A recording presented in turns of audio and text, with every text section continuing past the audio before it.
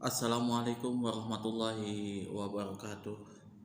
Innal hamdalillah nahmaduhu wa nasta'inuhu wa nastaghfiruh wa na'udzubillahi min syururi anfusina wa min sayyiati a'malina. May yahdihillahu fala mudilla lahu wa may yudlil fala hadiyalah.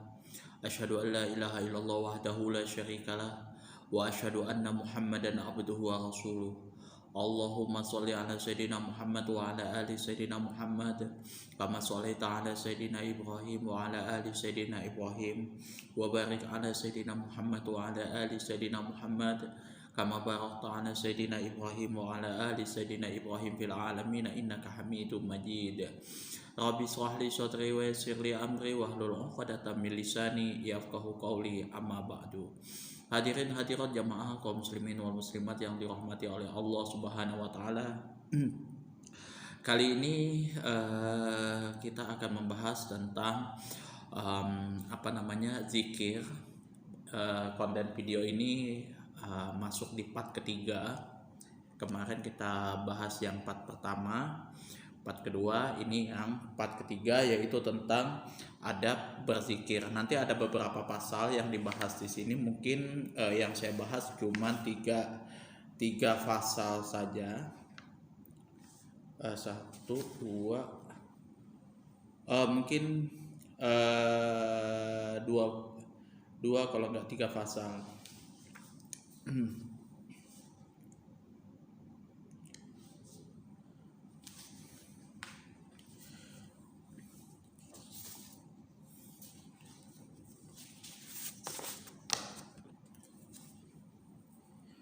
Iya, insya Allah dua pasal saja yang saya jelaskan. Ini tidak banyak ya, karena tapi ini penting buat teman-teman ketahui ya. Faslun fi bayani hayatiz zakiri, yaitu pasal yang menjelaskan tentang adab-adab berzikir. Yang bagi ayyakuna zakiru ala akmali sifati, dianjurkan bagi orang-orang yang berzikir, orang-orang yang melakukan zikir tersebut ala akmali sifati, yaitu berada dalam keadaan yang sempurna. Jadi kita kalau mau berzikir itu ada kondisi kita memang harus dikondisikan ya, baik itu tempatnya, pakaian kita dan lain sebagainya, itu memang harus betul-betul diperhatikan. Yang mana di sini disebutkan wa in kana jalisan fi maudhi'in, apabila kita berzikir itu sambil duduk, fi maudhi'in, pada suatu tempat, istaqbalal kiblata, maka hendaklah kita menghadap ke kiblat. Jadi kalau kita berzikir itu posisikan tubuh kita menghadap ke kiblat kalau misalkan kita dalam kondisi duduk. Dan rata-rata mayoritas yang saya lihat kalau misalkan ada teman-teman yang itikaf di masjid dan lain sebagainya pasti menghadap ke kiblat. Ini sudah lumrah dan umum dilakukan oleh orang Indonesia yang berzikir di masjid apapun itu ya. Ada beberapa teman atau yang mayoritas kalangan NU berzikirnya itu berzikir setelah sholat itu menghadap ke kiblat. Dan ya, berzikir setelah sholat itu bagus teman-teman amalkan.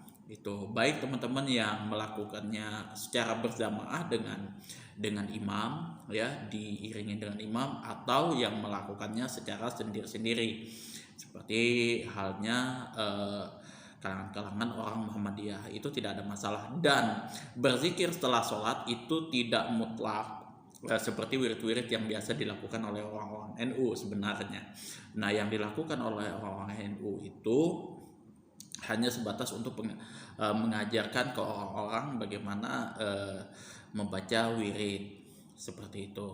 Nah, kalau orang Muhammadiyah yang saya tahu, yang saya tanya sama mereka, itu yang mereka lakukan secara sendiri-sendiri, bebas kayak gitu. Mau itu ada yang murojaah Al-Quran, kemudian ada yang sholat rawatib dan lain sebagainya. itu adalah zikir, dan memang seperti itu zikir ya, tidak terbatas kepada wirid-wirid, tasbih dan lain sebagainya. Semua aktivitas setelah sholat fardu yang berhubungan dengan meningkatkan keimanan kita kepada Allah Subhanahu wa taala itu masuk dalam kategori zikir. Jadi pengertian zikir itu apabila dibacakan ayat-ayat Allah, maka hati kita itu bergetar, keimanan kita akan bertambah naik. Nah, itu makna dari zikir yang terdapat di Al-Quran. Kemudian wajalasa mutakhasyian mutadzallilan bisakinatin wa waqarin. Wajalasa mutakhasyian, duduk dengan rasa khusyuk, dengan penuh rasa khusyuk, mutadzallilan, merendahkan diri, wasakinatin, dan posisi dalam keadaan tenang. Ya, tidak posisi tenang ini bukan berarti tidak bergerak ya, tapi posisinya betul-betul hening, tenang kayak gitu, nggak gerusa-gerusuh, nggak tergesa-gesa, pokoknya dia santai kayak gitu. Wawaqarin, anggun, tetap posisinya ya betul-betul bagus lah kayak gitu posisi duduknya. Muttariqan ra'sahu, menundukkan kepalanya. Merendahkan diri ini, merendahkan hati ini supaya kita tawadhu, yang mana kita menghadap kepada Allah Subhanahu wa taala, Tuhan yang maha besar, yang maha agung, yang mempunyai segala-galanya tanpa mengharapkan apapun. Itu jadi kita betul-betul membutuhkan kehadiran Allah Subhanahu wa taala di sini untuk menyelesaikan segala masalah-masalah kita, mengadukan segala masalah-masalah kita, karena ya yang namanya manusia kodratnya ya memang seperti itu, meminta segala sesuatu, meminta pertolongan, penyelesaian masalah itu hanya kepada Allah Subhanahu wa taala. Seperti itu. Faiza azamta fatawakkal 'alallah. Apabila kita sudah berusaha mati-matian, kita sudah berusaha istilahnya bekerja keras dan lain sebagainya, apapun hasilnya kita serahkan kepada Allah Subhanahu wa taala. Kita berkeluh kesah, curhat dan lain sebagainya hanya kepada Allah Subhanahu wa taala. Itulah pentingnya kita berzikir sesudah kita sholat kayak gitu. Nah, itu kita berzikir kepada Allah. Nah, penting teman-teman ketahui ya, yang namanya sholat itu kalau misal kita lakukan benar-benar, sebenarnya disitulah puncak kita untuk melampiaskan semua curahan hati kita kepada Allah Subhanahu wa taala, mengingat kembali apa-apa dosa-dosa kita, kesalahan kita dan lain sebagainya, halangan dan rintangan kita di dalam menjalani kehidupan, disitulah kita tumpahkan di dalam sholat.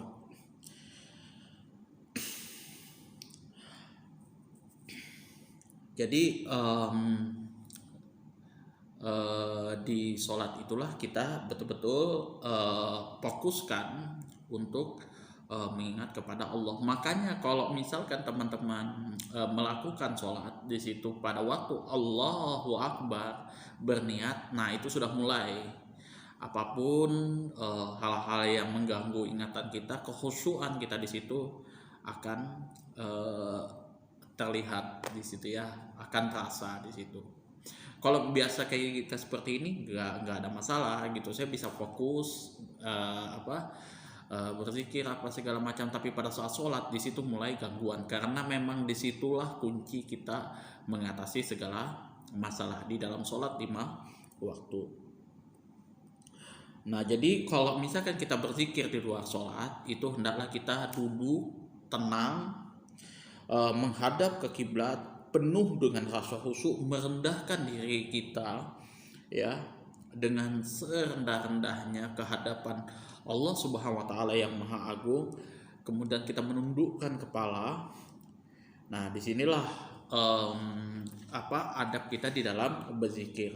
Walau zakar, kalau seumpamanya kita berzikir tersebut ala ghairi hadhil ahwal, bukan dalam kondisi yang seperti yang disebutkan sebelumnya, jaza, maka boleh. Wala karohata fi haqqihi, tidak makruh ya, tidak dibenci kalau kita melakukan tidak seperti itu ya kan. Misal kita dalam posisi duduk, posisi berbaring dan lain sebagainya, kita berzikir kepada Allah, itu tidak ada masalah dan tidak tidak hukumnya tidak makruh pada hakikatnya, yang memang dilakukan tanpa uzur seperti itu. Kalau misalkan uzur tidak ada masalah ya. Nah, tapi kalau misalkan tanpa uzur ya, misalkan duduk apa segala macam, atau misalkan lagi tiduran kayak gitu. Nah, istilahnya kan kita mau tidur, mengingat kepada Allah terlebih dahulu, kita muhasabah diri kita, itu adalah hal yang sunnah, boleh dan tidak, hukumnya tidak makruh. Lakin ingkana bi ghairi uzrin karena tarikan lil afdal, apabila kalau misalkan tidak uzur, tidak dalam kondisi uzur, maka meninggalkan hal tersebut ya, dalam posisi tidur apa segala macam, itu hukumnya adalah paling afdol. Tetapi ini kondisinya sesuai kondisi dan ketenangan teman-teman semua gitu. Kalau misalkan berzikir kepada Allah, kalau misalkan teman-teman duduk-duduk di sofa kah, istirahat apa segala macam gitu kan, daripada ngelamun yang lain-lain, berzikir. Atau misalkan tidur-tiduran leyeh-leyeh kayak gitu, daripada mikirkan yang lain-lain, berzikir. Itu tidak ada masalah itu. Jadi apapun yang menjadi kafdolan di sini, dalam posisi duduk apa segala macam, itu tergantung kondisi teman-teman semua. Ini bebas dilakukan. Tapi yang paling afdol itu kita melakukannya dalam keadaan duduk, biasanya di tempat-tempat yang suci, bersih dan lain sebagainya. Wa dalilu ala adamil karohati, dan dalil yang menyatakan tidak ada makruhnya di dalam berzikir, kondisi kita berzikir dalam keadaan apapun di sini, sebagaimana qaulullah ta'ala, sebagaimana firman Allah Subhanahu wa taala, fi fil khalqi samawati wal ardi wa ikhtilafil laili wan nahar la ayatil liulil albab. Sesungguhnya fi khalqi, di dalam penciptaan as-samawati wal ard, langit dan bumi, wa ikhtilafil laili wan nahar, dan bergantinya dan pergantian malam dan siang, li ayatin, sebagai tanda-tanda, li ulil albab, bagi orang-orang yang mempunyai akal. Alladzi, yaitu mereka yang mempunyai akal itu seperti apa sih? Alladzina yazkurunallaha qiyaman wa qu'udan wa 'ala junubihim, yaitu orang yang senantiasa berzikir kepada Allah qiyaman, yaitu dalam keadaan berdiri, baik itu dalam keadaan berdiri, wa qu'udan, dalam keadaan duduk, wa 'ala junubihim, dan dalam keadaan berbaring. Wa 'ala junubihim di sini ya di tempat tidurnya, di kasurnya, seperti itu. Dia berzikir itu tidak ada masalah. Dan orang yang melakukan hal-hal seperti ini, yang selalu berzikir seperti ini, termasuk dalam kategori liulil albab, orang yang mempunyai akal. Wasabata fis sahihain, dan telah disebutkan di dalam dua kitab sahih Bukhari dan Sahih Muslim. Jadi kalau kitab sahih ini sebenarnya ada macam-macamnya ya. Jadi kalau Sahih Bukhari dan Muslim itu sudah pasti teman-teman tahu, kitab Sahih Bukhari, Sahih Muslim. Nah, ada lagi kitab Al-Mustadrak ala Sahihain. Jadi kitab itu sebenarnya dua sahih ya, dua hadis hadis sahih yang mana tidak terdapat di dalam kitab Sahih Bukhari dan kitab Sahih Muslim, tapi hadis ini sahih. Nah, Al-Mustadrak ala Sahihain sebenarnya itu dikarang oleh Al-Hakim di sini untuk menjawab tantangan dari Mu'tazilah pada waktu itu. Nah, Mu'tazilah itu mengatakan kepada berpendapat bahwa mengatakan menantang kepada orang ahli sunnah waktu itu, ya sesedikit ini aja kah hadis sahih yang ada di kalangan ahli sunnah wal jamaah cuman ada di hadis Bukhari dan Muslim ini aja kah? Nah, untuk menjawab itu waktu itu Al-Hakim mengatakan tidak, masih banyak lagi hadis sahih. Nah, kemudian beliau mengumpulkan hadis-hadis sahih yang tidak terdapat di dalam hadis Bukhari dan Muslim. Dia karang Al-Mustadrak ala Sahihain. Tetapi kitab Al-Mustadrak ala Sahihain ini terdapat banyak masalah waktu itu, itu ya, terdapat banyak masalah. Nah, jadi di awal-awal dia bagus, sahih, tidak ada cacat. Di akhir-akhir itu sudah ya katakanlah terdapat banyak masalah. Kenapa? Karena waktu beliau mengarang itu ya sama seperti halnya kita, kalau misalkan kita mau menyusun artikel dan lain sebagainya, kita kumpul bahan dulu semuanya, kita kumpul bahan, pokoknya mana yang sahih, apa yang segala macam kita kumpul aja dulu, seperti itu, kita permudah dulu lah. Nah, nanti pada itu baru kita susun, kita kemas bagus-bagus. Jadi mana yang baik kita tinggalkan, kita susun gitu ya, mana yang sesuai dengan judul kita susun kayak gitu, kita catat, kita masukkan di dalam kitab, mana yang tidak bagus kita buang. Nah, pada saat pengumpulan bahan tersebut di awal-awal beliau bisa menyusun bagus apa segala macam. Nah, pas pada saat akhir-akhir, nah disitulah beliau sakit dan menjelang akhir hayatnya. Jadi pada saat proses tahsinnya itu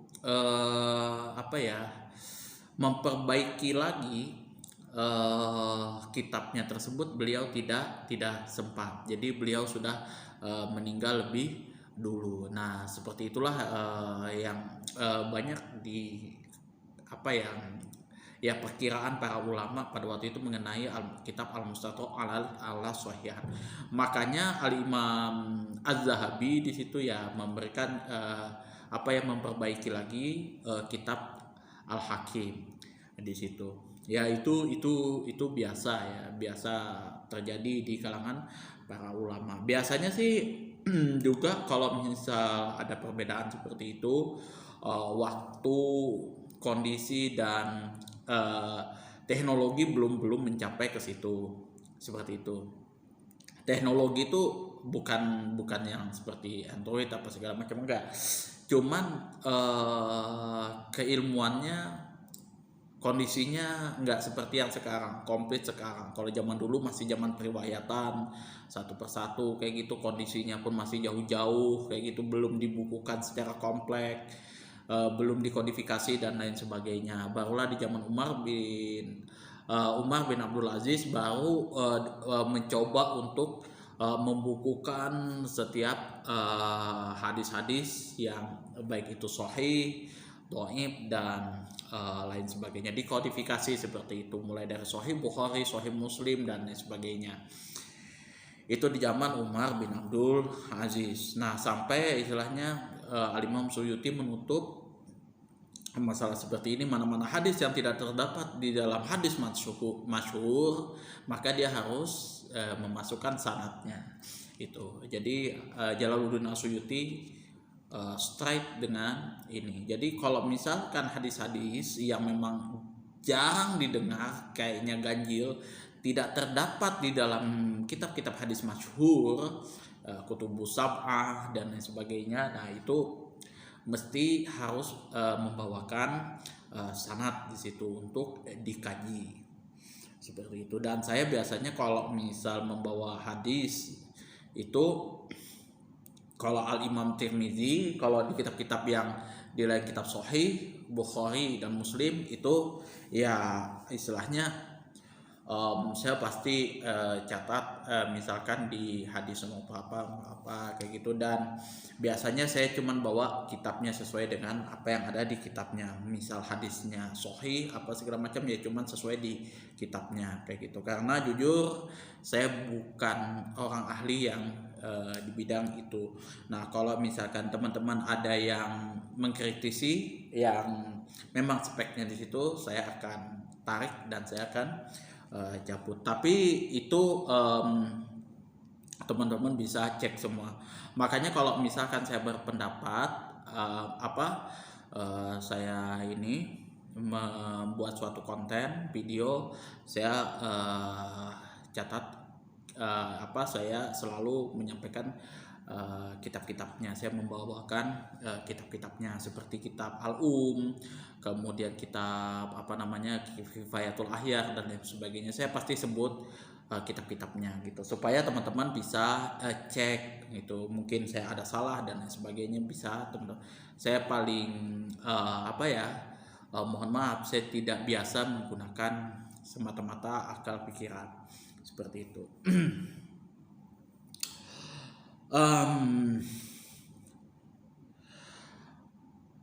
Jadi hadis ini telah disebutkan di dalam dua hadis sahih, yaitu hadis sahih Bukhari dan Muslim, yang mana kedudukan hadis ini sahihnya tahap tinggi, yaitu muttafaqun alaih an Aisyah radhiyallahu anha qalat, yang mana hadis ini diketengahkan dinukil dari sahabat istri Rasulullah SAW, yaitu Aisyah, semoga Allah meridhoi atas beliau. Qalat, telah berkata, karena Rasulullah SAW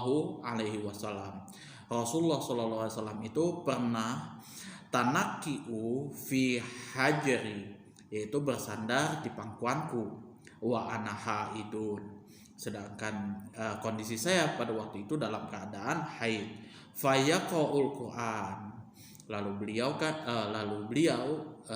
Rasulullah SAW membaca Al-Quran. Hadis ini diriwayatkan di dalam Sahih Bukhari 297 dan Muslim 301. Jadi ada di dalam kitab Bukhari dan Muslim. Wa fi riwayatin, dan di dalam riwayat yang lain, wa raqsahu fi hajri, dan kepala Rasulullah SAW itu di pangkuanku. Wajah an Aisyah radhiyallahu anhu aidan, dan juga hadis ini datangnya dari Aisyah radhiyallahu an, qalat, beliau telah berkata, inilah aqra'u, sesungguhnya saya, di sini Aisyah mengatakan la aqra'u, sedang membaca juz'i, membaca wirid, wa ana muttaji'an 'ala sarir, sedangkan saya waktu itu dalam posisi sambil baring-baring di tempat duduk. Jadi Aisyah itu juga pernah berzikir, membaca wirid kayak gitu, dan beliau sedang posisi dalam keadaan berbaring di tempat duduk. Ya biasa leleh lah kalau misalkan bahasa kita ambil bahasa sekarang, itu tidak ada masalah. Karena apa? Dalilnya adalah allazina yazkurullaha qiyaman wa qu'udan wa ala junubihim. Jadi siapapun yang melakukan zikir kepada Allah itu melakukan zikir kepada Allah dalam kondisi apapun itu tidak ada masalah, baik itu dalam kondisi duduk, berdiri, duduk, dan berbaring. Makanya kalau misalkan ada teman-teman mungkin yang menemukan teman-teman yang temannya atau siapa yang habis sholat langsung dia keluar dari masjid, jangan langsung ditegur, kok nggak wirid kayak gitu kan. Itu bukan tidak wirid, karena apa? Dia bisa melakukan zikir sambil berdiri. Mungkin karena ada urusan lain yang dia ini kan, sambil dia berjalan dia berzikir kepada Allah Subhanahu wa taala. Itu tidak ada masalah. Itu. Kemudian di sini lagi ada pasal selanjutnya adalah fi mawadi'iz zikir, yaitu tempat-tempat yang bagus untuk berzikir. Jadi teman-teman perhatikan tempat yang bagus untuk berzikir itu seperti apa. Wa yang bagi ayakunal mawadi'ul ladzi yazkuru fihi khalian nazifan, dan seyogianya ayakunal mawadi'u, tempat yang bagus alladzi yazkuru fihi, untuk berzikir, untuk kita melakukan berzikir kepada Allah Subhanahu wa taala, khalian, yaitu dalam keadaan sepi, posisinya sunyi, nazifan, bersih. Nah, di sini ini ya, ayakunal mawadi'u di sini jadi ismu karena alladzina yazkurullah, ini khobaru karena khalian nazifan, di sini kalau tidak salah hal posisinya.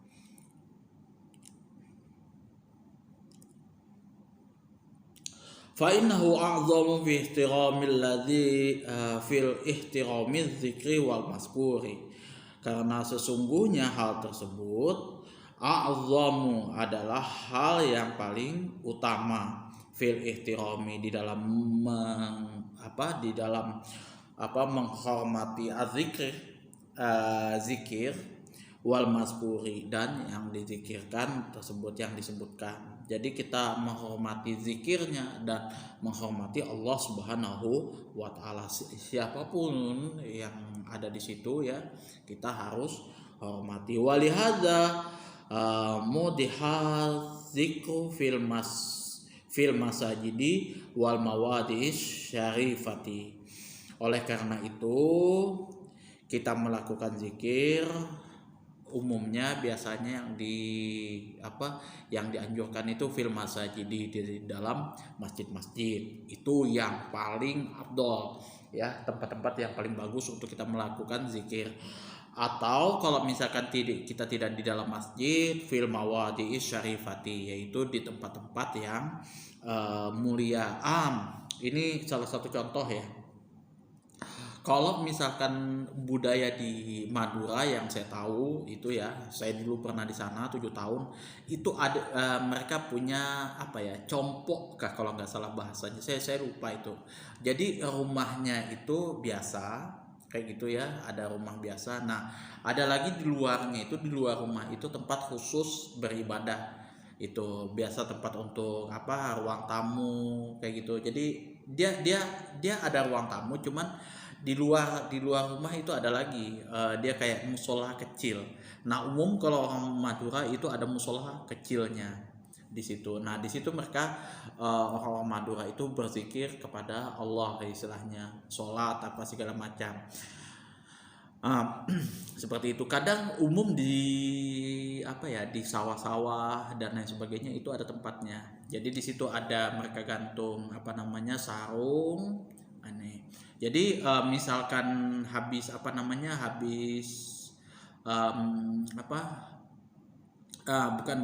bukan setelah bekerja ya. Jadi kalau misalkan bekerja kayak gitu, mereka dengar azan kayak gitu. Nah, sudah itu mandi apa segala macam, pergi ke ininya tuh tempat musolanya kayak gitu ya. Sudah sholat di situ, zikir di situ, baru kerja lagi. Atau ya di rumahnya gitu pasti ada itunya juga kayak gitu. Nah, itu biasa umum orang Madura melakukan hal seperti itu, dan itu pun juga bagus ya kalau terus diamalkan. Tradisi-tradisi seperti itu sebenarnya di Indonesia banyak sih cara mengekspresikan zikir kepada Allah. Tempat-tempatnya pun berbeda-beda, ada yang di masjid, ada yang di mana-mana kayak gitu kan. Nah, itu bukan menjadi hal yang bid'ah sebenarnya, selama hal tersebut straight sesuai dengan standar masing-masing ya kan. Terkadang juga saya sih tidak menyalahkan juga, ada yang menyalahkan, ada yang membid'ahkan karena ya perbedaan sisi pandangan. Itu perbedaan sisi pandangan. Tetapi kalau saya sih Kalau saya tidak berani menyalahkan seperti itu kalau misal mereka masih mempunyai hujah, mempunyai dalil tentang itu. Jadi tolong tunjukkan dalil, mereka bisa menemukan dalilnya, ya itu nggak ada masalah. Toh pun dia tidak bisa menyebutkan dalil, biasanya saya cari sendiri di kitab-kitab kayak gitu, saya carikan dalilnya apa segala macam. Mungkin karena ketidaktahuan, karena itu orang awam kan. Biasa sih teman-teman saya juga gitu, aku sih juga nggak tahu itu dalilnya kayak gimana apa segala macam, itu gimana sih hukumnya. Nah biasa seperti itu. Jadi saya coba carikan dulu dasar-dasar hukum, guru-gurunya apa segala macam. Ini ngambil jadi mazhab mana apa segala macam, sudah saya temukan kayak gitu, baru saya kasih tahu ini mazhab Imam Hambali misalkan kayak gini. Kok ngambilnya di mazhab Hambali? Karena guru kita dulunya bukan cuma berguru dengan mazhab Syafi'i aja, mazhab Hambali, Hanafi dan lain sebagainya mereka ikutin kayak gitu. Jadi keilmuan guru-guru kita itu ya luas, bukan kayak kita sekarang yang cuman kitab-kitab kecil kayak gitu kan, mazhabnya pokok mazhab Syafi'i aja kayak gitu. Ndak.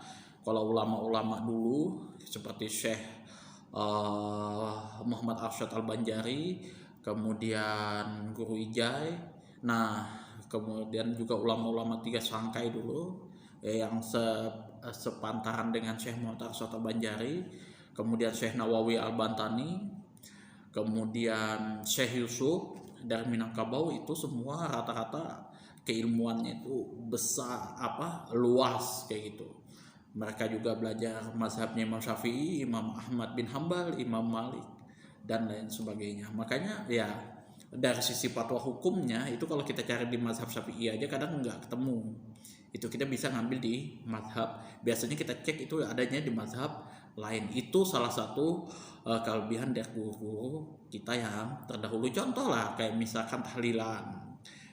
Tahlilan itu kalau misalkan teman-teman cek sampai apa tidaknya seseorang menghadiahkan Al-Fatihah, itu di dalam mazhab Syafi'i itu tidak ada. Jadi sampai tidaknya kita menghadiahkan bacaan surah apa segala macam itu, surah-surah yang ada di dalam Al-Quran, doa-doa dan lain sebagainya. Nah, untuk ahli mayit itu ya tidak sampai gitu menghadiahkan, ya bukan mendoakan sebenarnya, menghadiahkan pahala-pahala bacaan Quran, sebagian Al-Quran kepada kepada orang yang sudah meninggal, itu Imam Syafi'i mengatakan tidak sampai. Tetapi Imam Syafi'i pun sebenarnya yang tidak sampai itu menurut Imam Syafi'i itu menghadiahkan bacaan Al-Quran kepada orang yang meninggal. Tapi kalau misalkan menghadiahkan pahala yang berupa sodakoh, kemudian sholat, yang pekerjaan-pekerjaan amali seperti itu sampai. Tapi kalau menghadiahkan pahala membaca Al-Quran dan lain sebagainya, itu Imam Syafi'i tidak sampai. Nah, ini pun juga pendapat Imam Syafi'i juga ditentang oleh beberapa ulama yang lain sekelas Ibnu Taimiyah. Kalau misalkan kata Ibnu Taimiyah menghadiahkan bacaan surah yang ada di dalam Quran tidak sampai seperti itu, karena dalilnya Imam Syafi'i yang mengatakan kalau nggak salah saya lupa itu suratnya, itu tidak sampai, ya artinya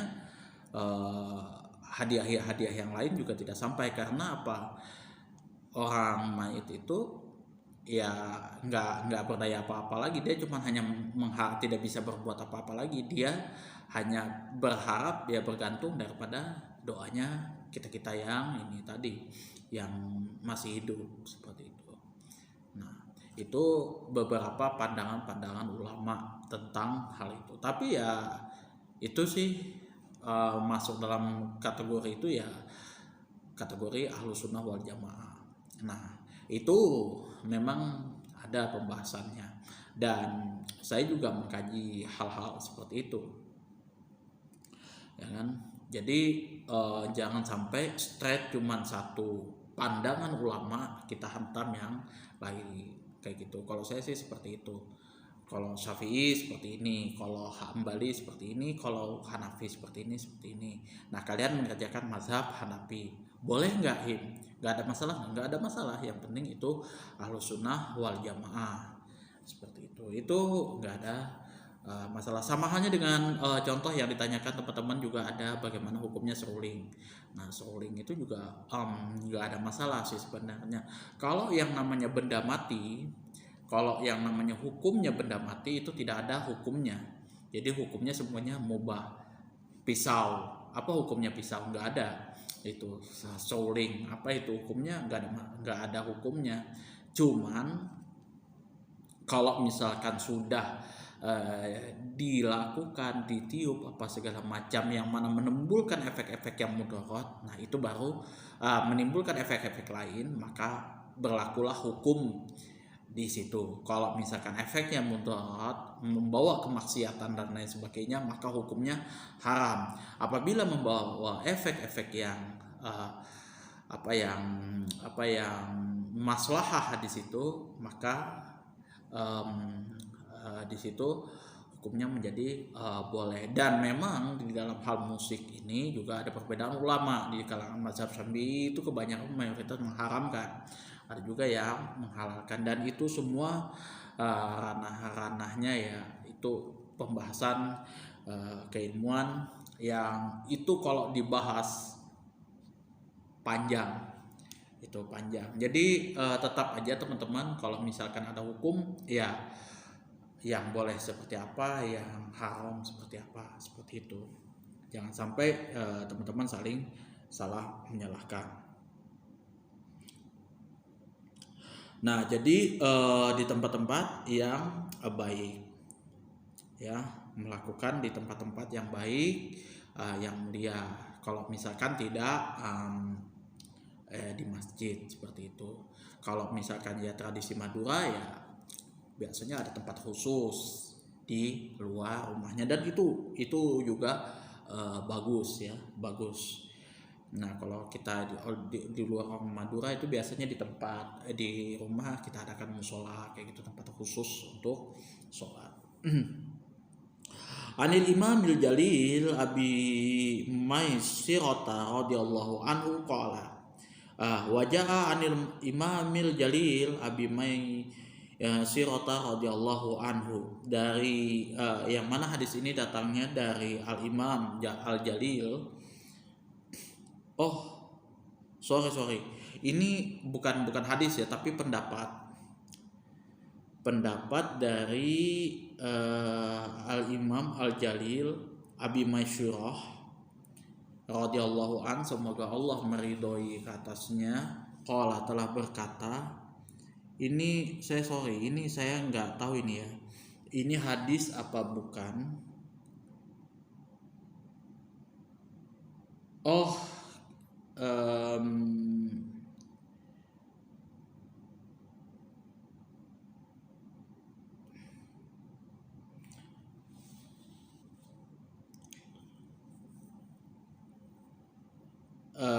tapi ini diriwayatkan dari Abi Syaibah wa Ibnu Sa'id radhiyallahu an, semoga Allah meridhoinya. Saya mohon maaf, nanti koreksi aja untuk teman-teman. Ini datangnya daripada perkataan Rasulullah apakah tidak, ini apakah pendapat perkataan dari sahabat atau Rasulullah SAW. Ya, saya skip ini ya. Saya cuma bacakan saja. La yazkurullahu ta'ala illa fi makanin thayyibin. Janganlah seseorang tersebut berzikir kepada Allah illa fi makanin thayyibin, kecuali pada tempat-tempat yang suci, yang mana ini diriwayatkan Abi Syaibah wa Ibnu Sa'id dan Ibnu Sa'id.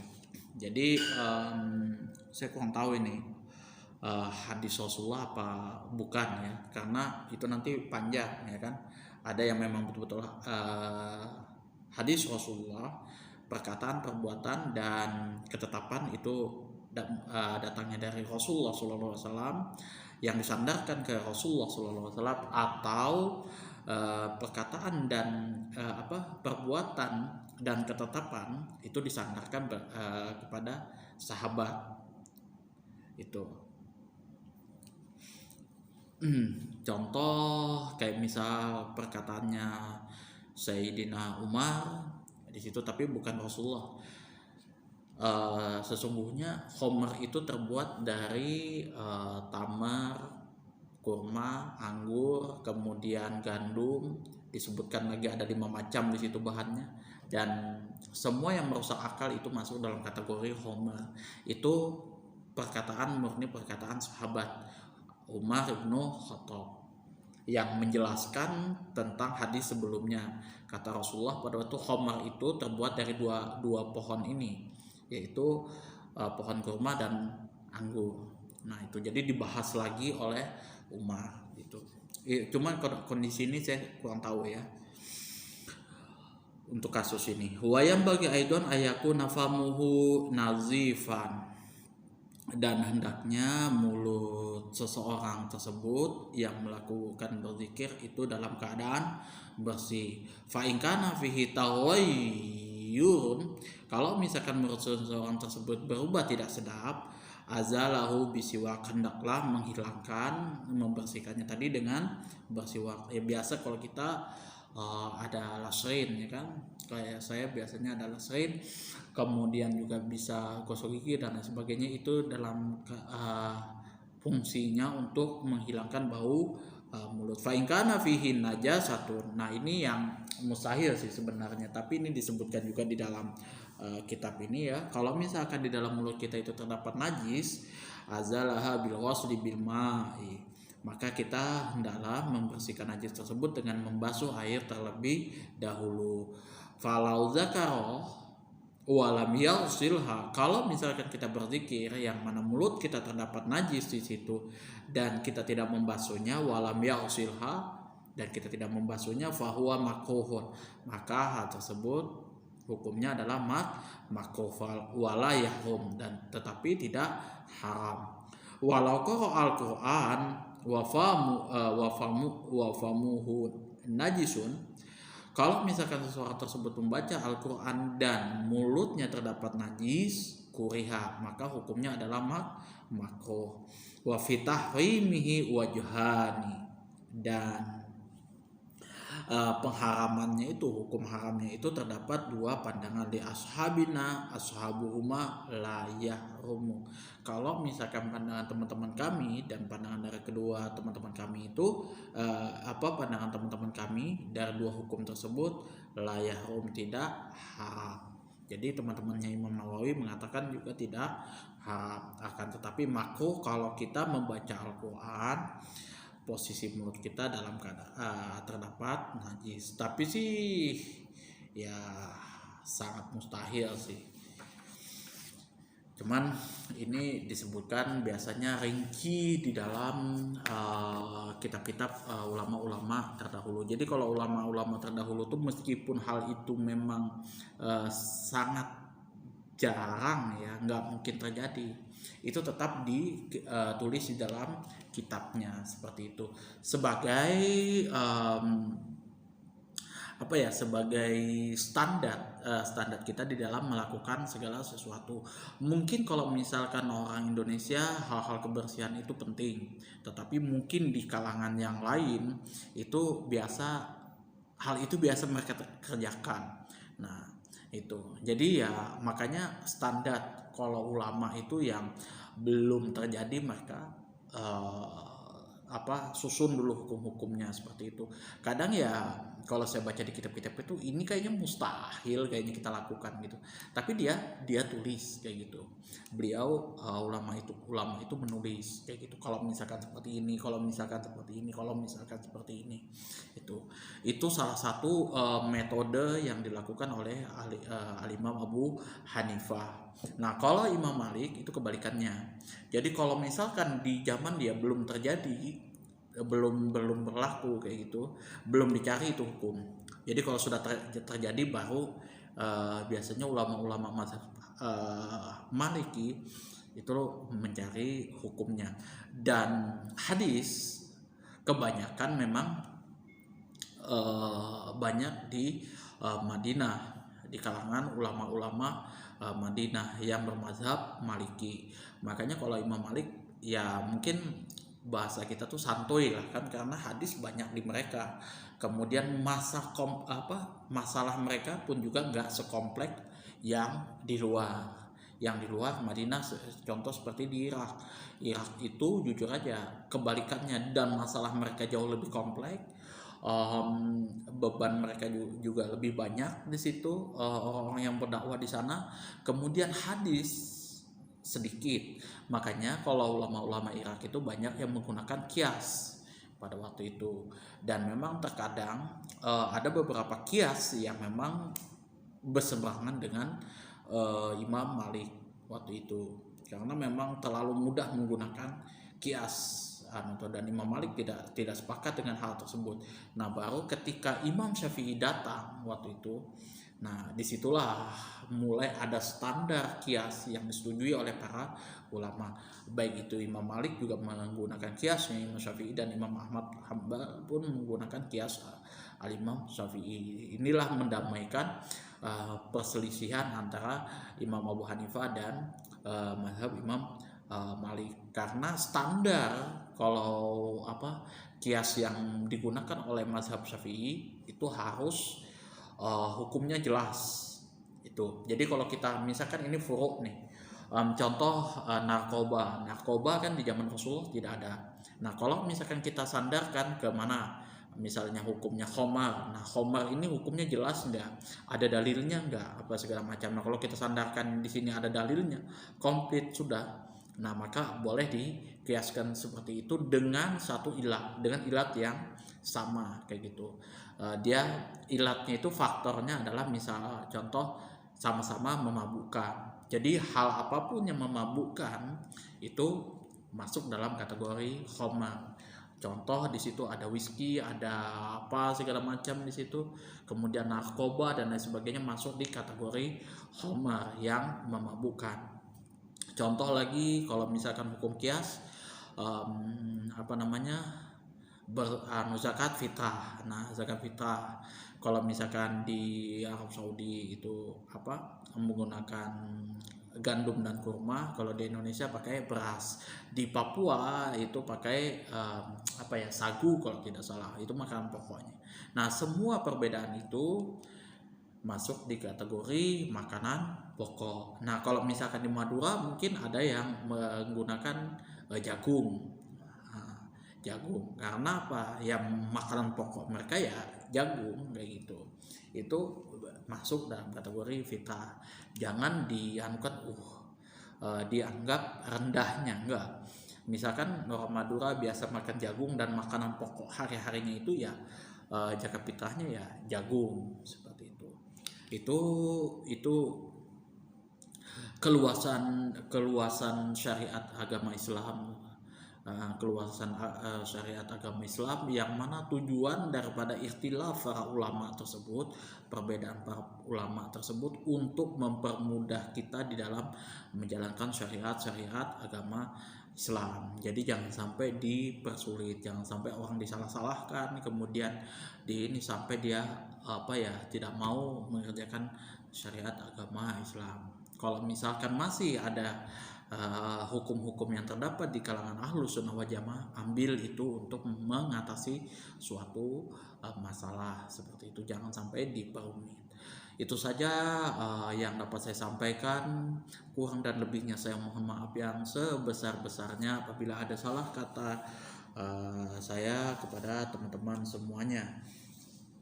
Ya kan, mungkin saya ada yang kata-kata saya menyinggung, ada yang menyakiti hati temannya, teman-teman saya mohon maaf yang sebesar-besarnya. Dan saya pun juga mengambil suatu pandangan, sekali lagi bukan semata-mata berdasarkan hawa nafsu saya, bukan berdasarkan keinginan saya untuk mencari view dan lain sebagainya, tapi ya murni karena ini saya menyampaikan pandangan-pandangan para ulama. Seperti itu. Kalau saya memilih pandangan ulama A, itu bukan berarti pendapat ulama dari kalangan B dan C itu salah. Itu walaupun pada dasarnya hukumnya seperti ini. porsi hukumnya bid'ah misalkan seperti itu, dan saya memilih itu. Bukan berarti teman-teman yang di sana ahlul bid'ah, tidak, tapi saya cuma memilih seperti ini. Itu saja yang dapat saya sampaikan. Akhul kalam. Assalamualaikum warahmatullahi wabarakatuh.